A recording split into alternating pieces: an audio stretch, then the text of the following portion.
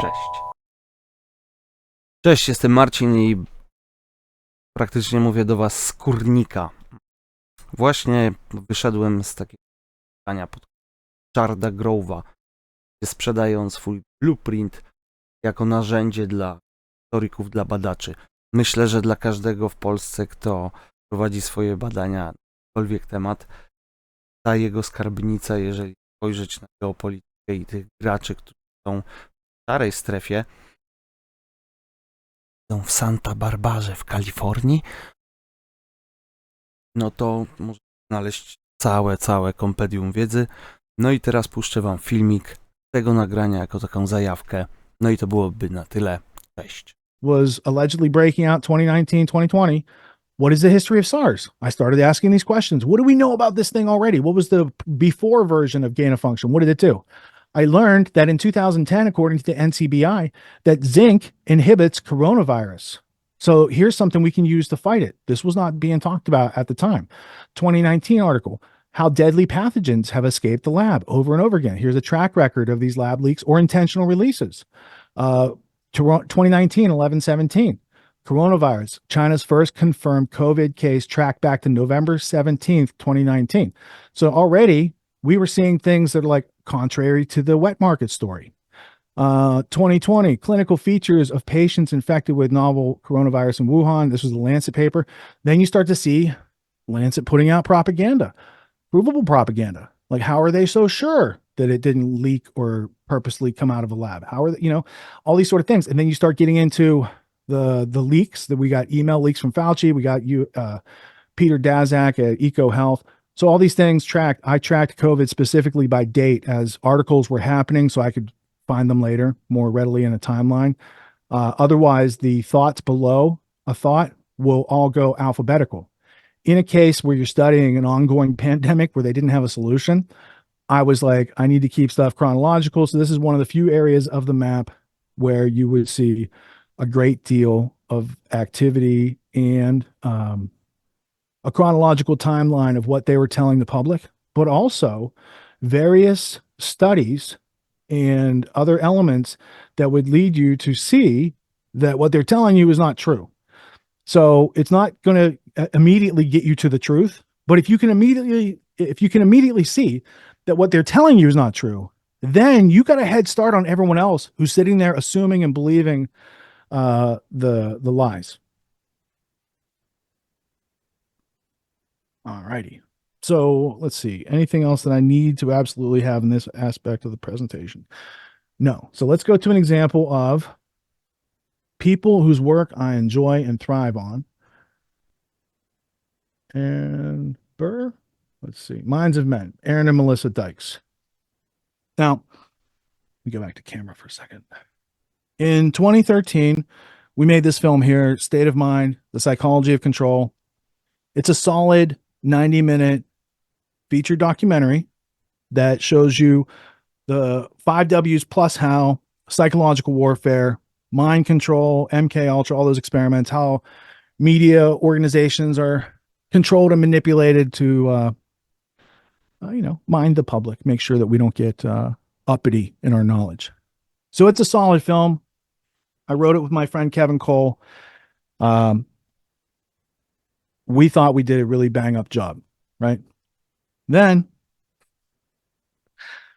Aaron and Melissa Dykes, whose work I followed even before they left InfoWars, they released The Minds of Men, which is about the same topic, only it's much more in depth. And, they didn't have a 90-minute time limit arbitrarily set like I did.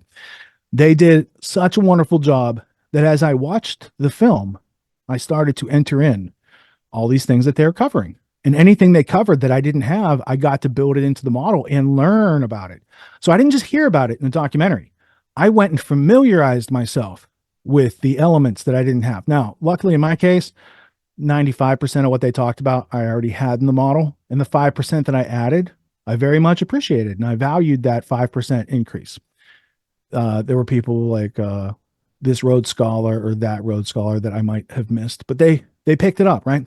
So there's elements like that in here. And from that movie, you can get into any of these bigger topics and learn your way forward. Likewise, Corbett. let's go to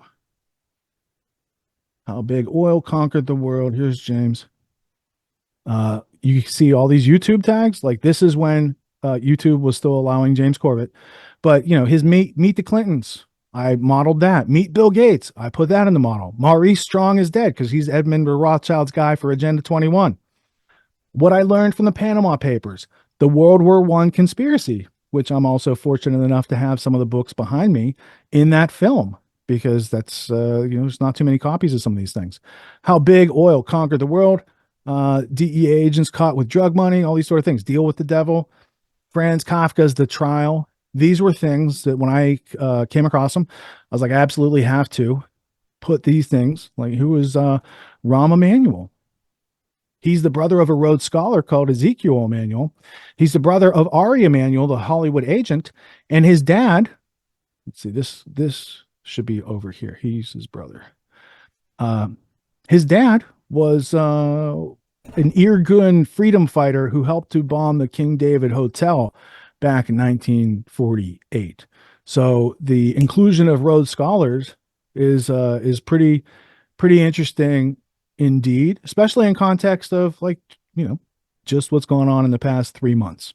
So with the idea of Rahm Emanuel, he's the guy who said, never let a good crisis go to waste, right? He pushes gun control in a city that has more gun crimes every weekend than some states see in a year. He's chief of staff for Obama for a reason, because he's tied into a network of Anglo-American people. They're not all one race, one nationality, one creed, one religion, none of that. They are united by the attraction of power in very unhealthy doses. And they have used their conglomerate collective power to subvert America. And America, 1773 to 1781, we fought a revolution for independence from Great Britain. And pretty much as soon as that started, 1781, the British started coming up with plans to recolonize America. And one of those plans that they had was called the War of 1812. Now, by the time that ends in 1814, banking interest has gotten very cozy with the British Empire. And the guy who kicks them out in 1914 at the Battle of New Orleans, Andrew Jackson, has a great disaffinity for the international banking cartel, which America kind of resists until we get to the manifest destiny era of genocide and ethnic cleansing against the indigenous population of this country. These were very un-American ideas. And yet, for international interest, I mean, you can't build railroads and infrastructure and telegraph lines later if you don't reappropriate some of that land right now. So things going on today are echoed in even the history of America, and the degradation of freedom and liberty by external international forces who have sought to undermine our freedom and liberty for a long, long time. All right. I think that's good for the tour. So let's go back over here to slide presentation. You guys saw during the intermission some of the graduates from autonomy. The first clip you saw, Jane, we were in a meeting last Thursday night. There's a bunch of people in there, and she had something to say to those people about the importance of what was going on. And then Leah said, Hannah, can you clip that? We'd like to show that this week. So what I enjoy is, first off, offering an online course for adults. It's not an easy thing. You guys got lots of things going on. You got lots of options in life. How do I keep your attention and purvey healthy, clean water from the well? You can lead a person to knowledge, but you can't make them think. How do we make it work? So it's not just the curriculum. It's not just exercises to own those skills.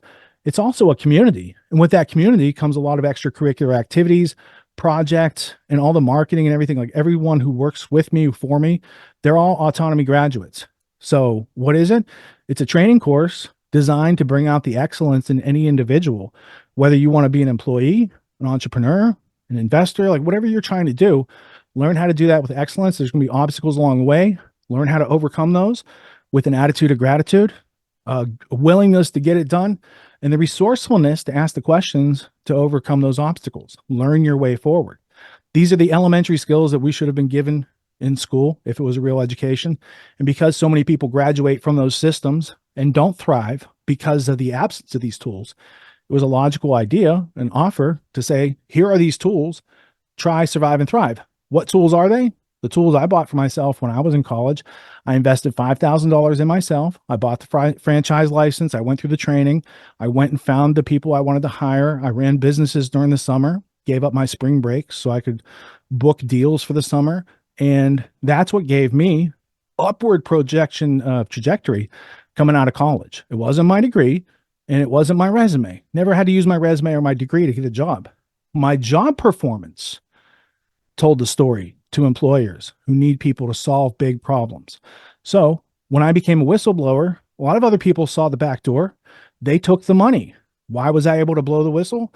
Because I have a way to make an offer to the market other than that bullshit job. If I need to go find something else to do, I know how to learn anything. And I've done these things before. Not a big challenge. Big challenge would have been look the other way, ignore my little voice of honesty that was instilled by my parents and the people I grew up with in Western Pennsylvania, where ethics and integrity actually mattered in the content and character of a person. Whereas today, none of that stuff matters. All that matters are things about you that you can't control and had nothing to do with. An inverted picture of reality is what we're trying to ward off through intellectual self-defense. So twice a year for 12 weeks at a time, I take whatever students show up and are looking to learn, and we go through the paces of, we do a global meet and greet. We do the lecture each week. We have a Q&A after the lecture. We have another Q&A on Sunday for people in Europe and Australia and other places that couldn't make the Friday lecture. We have exercises during the week where you work out with other students in a virtual dojo and build your skills. We have community activities. We have ongoing education. We have a whole university of courses that comes to the graduates once they make it through the flagship course of autonomy. It's one fee to get in. There's no other fees. It's lifetime enrollment for those who want to keep coming back each season, twice a year, to improve themselves. I've got students that have been through it 10 times, and they continue to show up for themselves, grow, adapt, evolve, overcome problems, and get closer to achieving their next goal. So if you want that type of choice, opportunity in life, you can go to getautonomy.info/ignite. We're changing the landing pages and stuff right now, but we're open. So check out the offer for season 11, which starts in about 6 weeks. Now, without further ado, I got to finish this slideshow because I got more good stuff to show you that you don't even know about. One day, back in 2003, I had a buddy come over. We had worked together a couple jobs. He knew what was up. He's pretty smart. And he looks at what I'm doing. I got all these books. I got all these note cards out. I'm like drawing maps and stuff like that, pictures, visual diagrams. I wasn't using software at that point. I was just drawing it out. Quick and dirty. There was UTIMCO, University of Texas Investment Management Company. There's just all this money laundering in plain sight. I'm like, dude, look at this. And he goes, and I was in Princeton at that point, living at a buddy's townhouse. I'd been, what did they say? Disgracefully exited from New York City in my lifestyle because of becoming a whistleblower. We had to move in with a buddy of mine. And some other buddy came in from the city, and he's still rocking it. And he goes, oh, what are you doing? I'm like, I'm checking this out. He says, you know, I just saw an art exhibit in New York, and it's really similar to what you're doing. And I said, really? And he said, yeah. He said, when you first see these things from far away, it just looks like some design. And then when you walk up close and you see what it is, it's all these names and places and transactions. He goes, dude, it's just mind blowing. And I'm like, I want to meet this guy. And he goes, you can't. I'm like, what do you mean? He goes, he's dead. I said, when did he die? He said, March 22nd, 322, 2000. I was like, this dude, he's like, and he did work on Skull and Bones. He's like, you know what that means? I'm like, yeah, maybe they whacked him. Maybe it wasn't like suicide, right? Maybe people with old school opium money sought to undermine Mr. Lombardi's career. So I could have taken that as discouragement and said, well, I better stop what I'm doing. I'm going to end up like Mark Lombardi. And then I said, no, I remember seeing Gunny Highway in old good Clint Eastwood movie. And he said, never give the pricks a satisfaction. I thought that'd be a good way to go. So moving forward, I started to find some software because I knew paper and pen and drawings, these things weren't going to go anywhere except to a museum where people could pay to see your work after they kill you. And let me take you real quick so I don't forget. I'm going to bring you over here to the book camp. Let's go over here, book. This is one of Mark Lombardi's drawings. And if I even go up higher for you, you can see it unfolds. And there's quite a bit of detail here. And if you flip to the back cover, there's even more detail. And these are the connections between the Bush family and Osama bin Laden. And this book was published back at a time when that was still kind of a big deal. This is the bank man. This is the Bush's. Okay, so interestingly enough, James R. Bath, he's Bush's best friend. When they go AWOL in the Civil Air Patrol, probably smuggling drugs. When they go AWOL together, Bath is with them, and they scrub Bath's name from these documents. I'll show you the document too. And then it connects over to Salim bin Laden right here. And this is Osama's brother. And they have another bin Laden. It's in the Carlyle group with Daddy Bush. And you can learn all about that, right? This book is titled Global Networks. It's by Mark Lombardi. And I'm going to show you the publication date real quick. 2003. Here's that document. Bush, James Bath. This is the document that Dan Rather got fired over, by the way, because he didn't have the real document. So he let a counterfeit go through. But this is Bush's AWOL with James Bath, who's the bin Laden money manager back in the day. That might have qualified him for president. That was back in 1972. That was a long time ago. This book is from 2003. This exhibition, the exhibition funders, this exhibition and catalog are made possible in part by a grant from the Judith Rothschild Foundation, with additional support from the ICI International Associates, and et cetera, et cetera. There's a couple different museums in New York. The Whitney Museum, which is the Whitney family founded Skull and Bones. The Whitney Museum has Lombardi's art, and I'm sure it's a family policy to collect data on their antics. That'd be a good way to do it. All right, so now let's go back to slides. There we go. Mark Lombardi was a conceptual artist, and as I mentioned, he's no longer with us. I have prepared today for your edification a wee tiny snippet so you can understand and maybe put in context all the things that I'm showing you in the history blueprint, because I had a good start. I had a good direction. But once I saw that you could actually, like, he was a legit artist. Like, there is a recognition for conceptual art. And if I mix that with my forensic history, it could be really interesting. I also saw that there was a lot of suspicions in his death. And if you listen to the interviews with his parents, both parents consider on a regular basis that he did not die of suicide. And when you take into consideration the nature of the harassment he suffered right before his big art break, right before his alleged suicide, the flooding of his apartment, the deleting of the voicemails on his phones, all these things that were going on after his death, the changing of the scene of his murder, his parents were noticing there were changes the different times they visited there. People who stood to benefit from Mark's absence stood to profit from his art, yes, stood to stay free of prosecution for their crimes. So let me go ahead and find my Zoom controls, and we'll get this screen share right here. Where'd it go? Oh, it's up here. I gotcha. All right, we're doing a screen share. We're putting this on screen. I'm doing it live for you guys because I like you that much. I'm willing to put myself out on the limb. And is this the right screen? Where's that? There it is. Cool. I got the buttons pressed. We're going.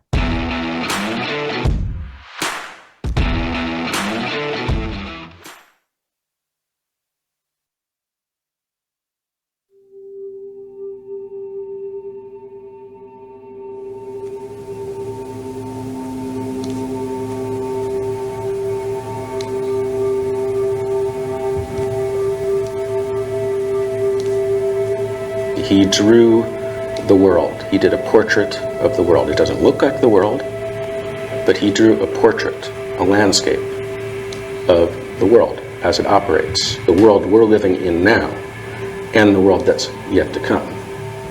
We're in Mark's future. We are.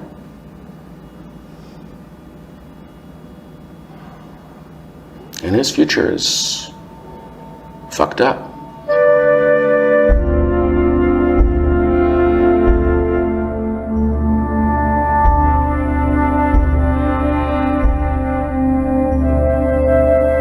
A few weeks after September 11th, an FBI agent called the Whitney Museum of American Art and asked to see a drawing that was on exhibit there.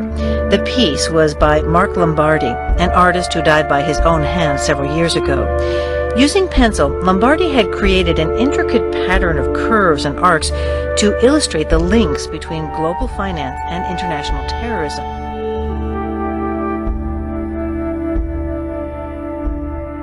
It's all public information. I am just reprocessing it. I am rearranging it in a visual format that's meaningful to me. That's basically what I'm doing. This is one way in which I can map the kind of the political and the social terrain in which I live.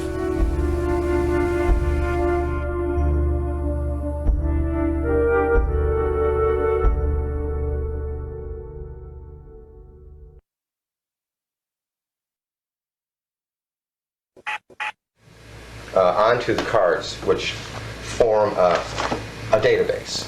Why don't you read off a few cards, just a sentence? Well, for instance, this is the stack that I'm currently working on. It's on the Banca Nazionale del Lavoro of Rome. It's a state-owned Italian bank that has a long relationship with American intelligence. In the early 1980s, they established a branch in Atlanta, Georgia, which lent $5 billion, with a B, $5 billion to Saddam Hussein, guaranteed. These loans were guaranteed by the United States Department of Agriculture and were supposedly to be used to fund the export of American grain to Iraq. As a matter of fact, probably the largest transshipment point was Houston at one time. The Port of Houston's largest trading partner was Iraq in the mid-80s. Now, of that $5 billion, it's alleged that somewhere between $1 and $2 billion was diverted by the Iraqis. I think with the complete knowledge and complicity of both the U.S. and the Italians and the Brits first into offshore banks where the money became anonymous, and then was used to purchase weapons and even finance certain aspects of their nuclear, biological, and chemical weapons programs. Apart from that, it's said that $750 million of it was skimmed directly into accounts that were controlled by Saddam directly in his own personal name or by Saddam's family members. So what I'll do is, for instance, I will read the books and whatever other information I can get. For instance, this is a study that was published about U.S. complicity in BNL, Banca Nazionale del Lavoro, their branch in Atlanta, Georgia, and pick through all this stuff, come up with a set of cards in which I've kind of distilled what I think are the essential ingredients of the story. And then I'll set about sketching, doing just really doodles almost that are meant to get the story going. Very often what I'll do are start out with just smaller elements of it. For instance, in this one I will do a drawing say just about this guy here, Gerald Bull, and his relationship. Some of his activities he was a weapons salesman, and some of his deals to Iraq were being funded with money from BNL. So I'll just do a drawing that'll kind of represent what's here. Or I'll do a drawing that represents, say, the relationship of Henry Kissinger and Kissinger and Associates two bunkenauts, Dolivora. They were consultants to it.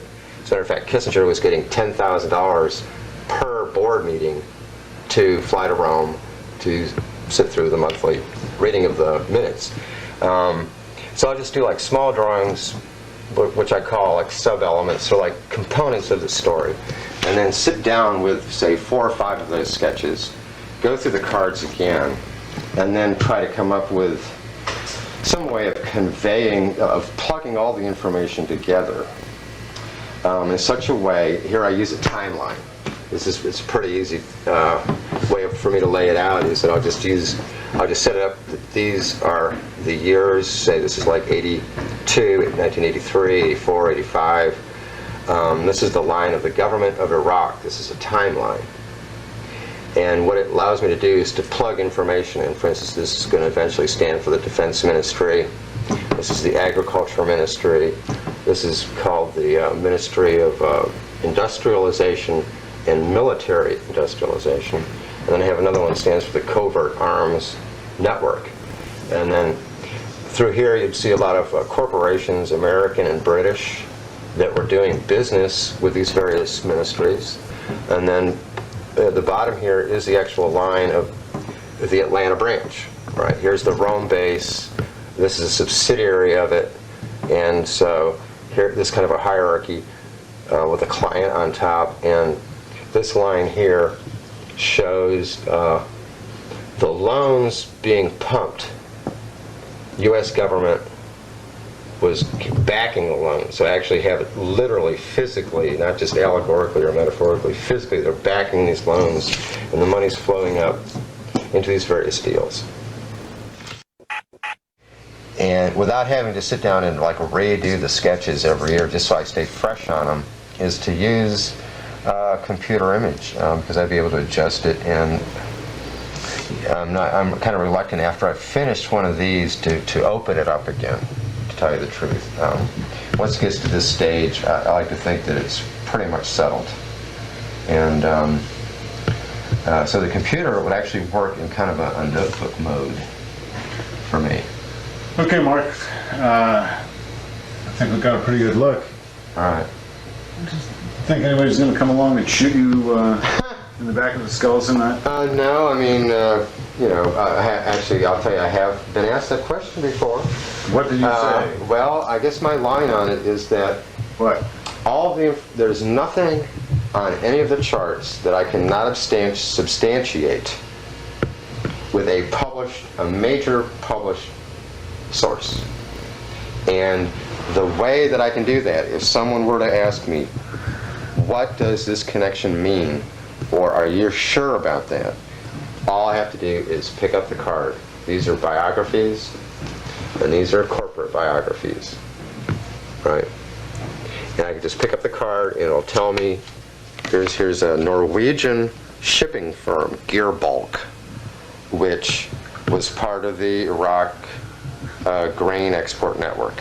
Okay, right? but I'm Frankie. So somebody like Gearbulk. I'm Frankie Suzzle's nephew, and I don't care if it's true or not. Right. Okay. So the people who have written the stories that I've derived my information from are still walking around.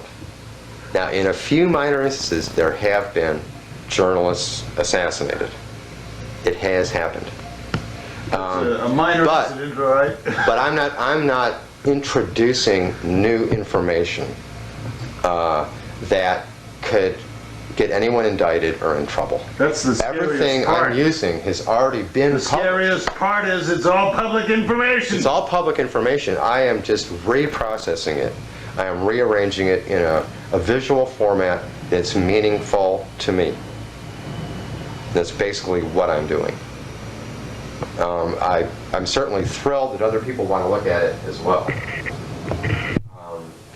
But I do it essentially for myself. This is one way in which I can map the kind of the political and the social terrain, in which I live. All right, welcome back. Let me stop screen share. I have a few things to say about that. Let me click this and let me click that because that'll be the next thing I do.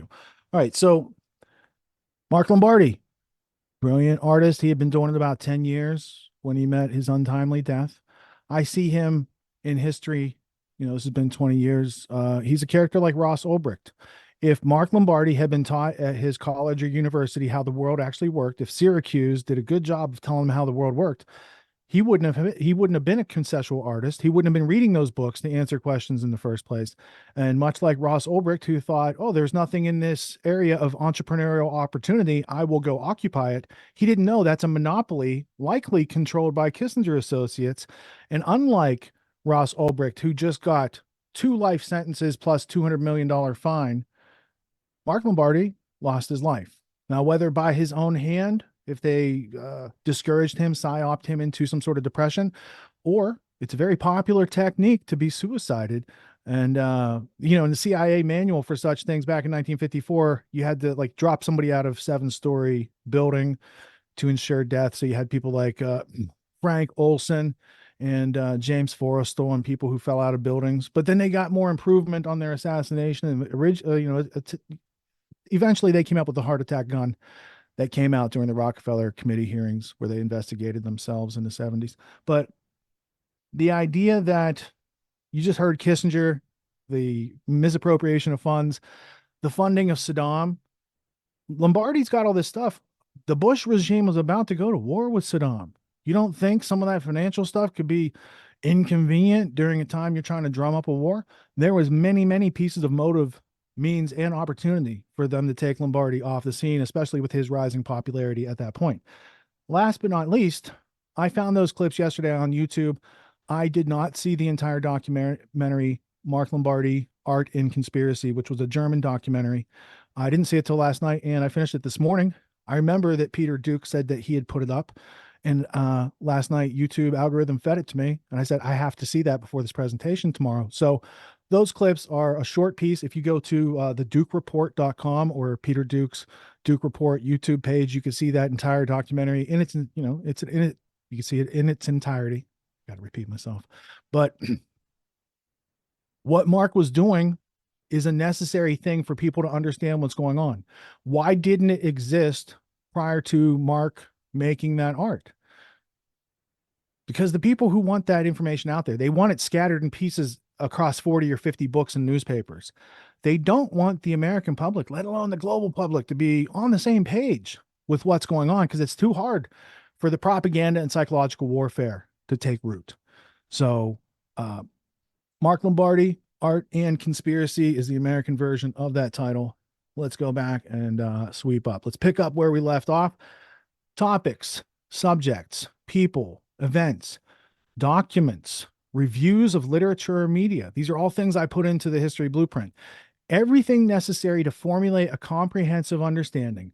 It's the desired result of which being making choices, decisions, judgments in life that are congruent with reality. Therefore, they bring pleasing results. It's not rocket science. There is a little addition, subtraction, multiplication involved in learning how the world works and how these things need to be done, but it's not beyond your capacity as a human being. Anyone can learn the stuff that I teach. Also, I wanted to mention the things covered in the history blueprint are not the same things we talk about in autonomy. Like the history blueprint, my podcast, a lot of my work tells people about the problems so that they want to actually enact the solutions. The solutions are self-reliance, these skills that give you the ability to work with yourself, to work with others, to bring excellence and attitude of gratitude, critical thinking, creative problem solving, communication skills. A lot of people need work on their person-to-person communication. And when they find challenges, you can bring them to a group of people who can help you brainstorm through these ideas. With that all being said, there is a current ongoing conflict between Israel and Palestine. If one were interested, there is evidence that there's an international banking family who has been working with a worldwide empire together for a common goal. So it's more than one group that's out there orchestrating events on the world stage. I'm not claiming any one person or group is in control. I'm letting you know about layers of control that exist that have been off your radar and need to be understood in order to be effectively managed and mitigated. So back in the day, in the 1850s, Baron Rothschild was good friends with Benjamin Disraeli, the British Prime Minister. And the British Prime Minister came and said, we've got this Suez crisis and we need to be able to buy this canal, but we don't have the money. And the English Rothschild said, we would be happy to give you the money.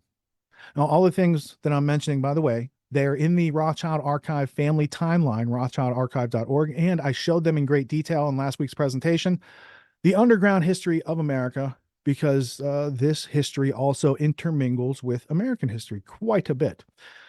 Following that, the English Rothschilds financed Cecil Rhodes in his endeavors in South Africa, which eventually became the colony of South Africa, the British South Africa Company, and later the apartheid South Africa. And Rhodes got his own country called Rhodesia, all based on international institutionalized racism. French Baron James de Rothschild and Edmund de Rothschild fund colonization of Palestine in 1882. The reference on that is from Hebrew University, Rand Aronson's The Rothschilds and Early Colonization of Palestine. Herzl and Weizmann admired Rhodes. They liked what he was doing down there, wanted to copy his project. The British address the Balfour Declaration to the English Rothschilds. The British did not control the land at that time that they promised in that receipt.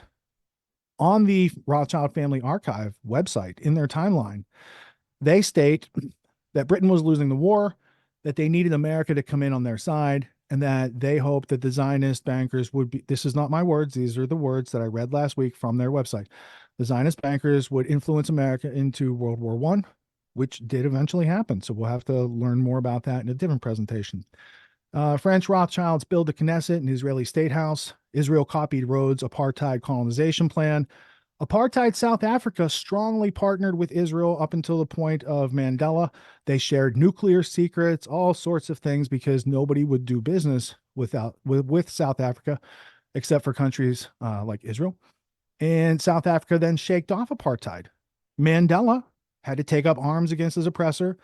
They committed acts of what would be considered terrorism, but like the Irgun, he was able to get his own country from such acts and break free of British control, or at least that's how the narrative allegedly goes. Lately, the reason that there's an International Court of Justice investigation into genocide with respect to this conflict, South Africa calls out Israel for the apartheid and genocide that's going on. So it's come full circle. From the land of Cecil Rhodes, the Boer Wars, the first concentration camps that were set up by the British in South Africa, all these brutal techniques of controlling populations that still lives today in the Middle Eastern Project. That was kicked off with the Balfour Declaration. So a lot of the history of the Cecil Rhodes movement and his financiers continues to be influential today, not just in America, but on the global stage, beckoning in a potential World War III. None of us need that. It's not in anyone's best interest. I remind you, as we're going forward, let's stand on the shoulders of the giants to be able to see the future. What am I talking about? Talking about people who have been here, done that, and already left the building. People like Carol Quigley in Tragedy and Hope, The Anglo-American Establishment. Now, I don't say read these two books, but you should know about these two books. And you could read Tragedy and Hope 101 by Joseph Plummer, which you can get for free at josephplummer.com. You can have the audiobook, you can have the PDF. It will give you the Rosetta Stone to these 1,500 pages of really dense text. It's going to save you a world of time. And if you so choose, now you have enough information to go into those books and actually read them successfully. Very important. Next on the list, I changed the screen with my mouse. There we go. Anthony Sutton. Now, Anthony Sutton is a professional scholar. He worked at the University of California. He worked at Stanford University's Hoover Institute for Peace. He was fired from Stanford Institute. Let's see how this goes. There was a guy named David Packard. You know, Hewlett Packard. David Packard was in the Trilateral Commission. Anthony Sutton was writing a book on the Trilateral Commission, and Packard said, you can't be part of the Hoover Institute anymore. Later in life, David Packard fired Steve Jobs. That's how Steve Jobs got fired. So there's an interesting continuity of trilateral players over there in the Silicon Valley West Coast. But one of Sutton's most amazing books was America's Secret Establishment, an Introduction to the Order of Skull and Bones, because in there, chapter 8 is how the Order 322, when did Lombardi die? 322. The Order 322 controls education in this country and how they came to bring the PhD system into this country. You want to see how many PhDs are in this country? They all go back to Wilhelm Wundt of Prussia. So interesting, goes without saying. Sutton wrote the trilogy, Wall Street and FDR, Wall Street and the Bolshevik Revolution, Wall Street and Hitler. Wall Street and the City of London funded all three of those projects, which Americans think as antithetical and like maybe polarized opposing forces. But as Quigley will tell you in Tragedy and Hope, this group works with the communists, the far left and the far right, the extremists on both sides and everyone in the middle in order to have world control and domination. And Charlotte Iserbyt from the Reagan's Department of Education, The Deliberate Dumbing Down of America, is a 700-page tome dedicated to showing you how specifically the Carnegie Endowment for World Peace, or whatever they call their shiznit over there, they have a bunch of really glossy sounding, it's the Carnegie Teachers Union, it's Carnegie Endowment, it's the Carnegie Corporation, all bent according to Andrew Carnegie's 1896 Triumphant Democracy, where he's like, hey, I think we should all be citizens of the world. So there is no cliff notes for this. You just have to dive into it. I would recommend watching my interview with Charlotte on my History So It Doesn't Repeat series. And last but not least, John Taylor Gatto. We've talked about it a couple times today. The ultimate history lesson shows you through a 5-hour journey examining the history and root causes and consequences of schooling and how our education was dismantled so that we could be subjugated. And only by learning that story can we start to learn how to write our own scripts in life, get away from that narrative that's been written for us. Because if not, if we don't do that, we're going to end up in 2030. We're going to own nothing. And no, we will not like it, and it won't matter by that point. So with all that being said, let's take a quick break to switch over because we have to bring people over to be able to ask questions. Let's go to the Q&A. We're going to do some brain diving. I will be right back. I'm going to refresh my palate so I'm clear speaking in the next segment. And I will see you guys in a few minutes on the other side. Thank you all for attending, and peace for now. I'm getting some coffee.